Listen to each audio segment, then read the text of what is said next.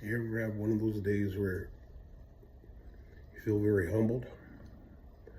On Saturday at the wedding, ran into a couple old friends, and just made a lot of things more obvious for me to see and a bit more clear. That sometimes you wonder why things just never go your way, and you feel like you're being blessed, or when times are tough and it seems like you're always the one to be there 100% and be there for everyone, and give without thought or reward. And my one friend said, well, maybe it's because you're the blessing, Terry. Maybe that's why the Lord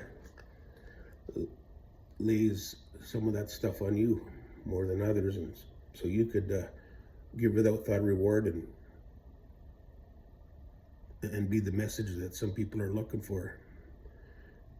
And I never really thought of it that way.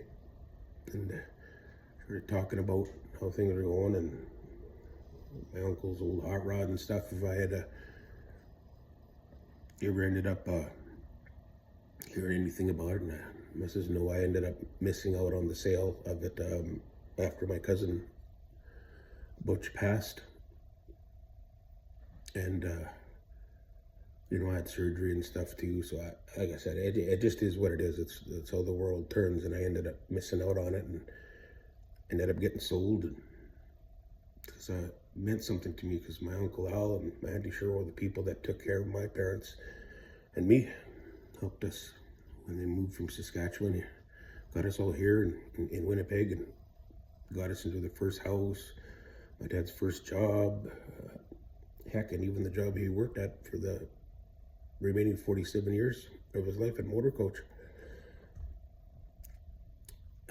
Like, my uncle was, he was the man.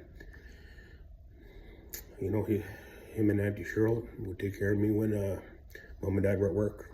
And Auntie I'd go there for lunch on Clifton there, over at Isaac Brock, and Uncle come home every day from Modern Dairies, where he was the head mechanic there, and that guy could fix anything, and he had arms on him like tree trunk, and he was the ice cream guy, always had cool ice cream stuff, and Auntie Cheryl always, that's my dad's oldest sister, always made sure that I knew I was loved, and my cousin Sandra, baby Sammy all the time, always treated me like gold, not a one complaint. My cousin Butch, well, he was the guy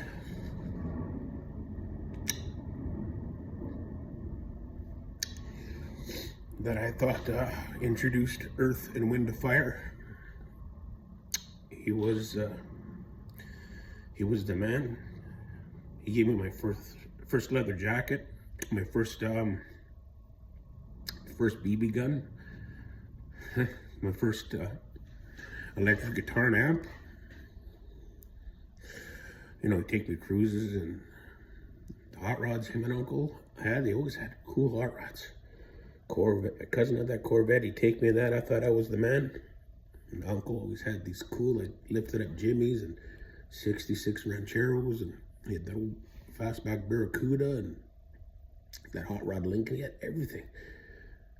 And then when the old Coupe was brought back on that flatbed from Saskatchewan, I'll never forget how much I loved that car. Loved it.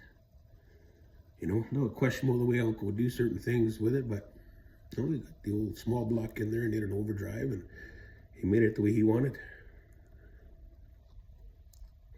When he died, it was devastating. Because after my dad died in 16, I would get 2 calls a week, every Wednesday and every Sunday, from Uncle Al. And after he left, I started doing the same, but I started calling Butch. I remember when he was trying to sell the coupe and do this and that, and a little unrealistic in certain things, and he ended up getting sick too. And then he left us. Anyways, I lost out on the car, and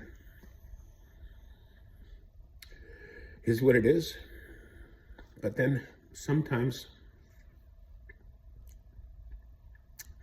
everything lines up, and sometimes working for something or waiting makes it that much sweeter.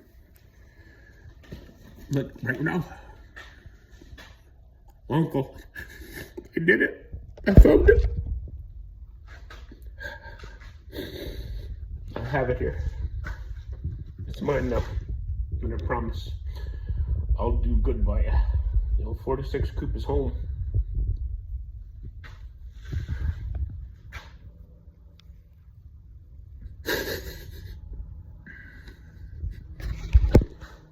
Thank you for showing me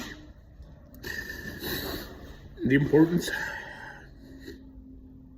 of patience and time. I love you.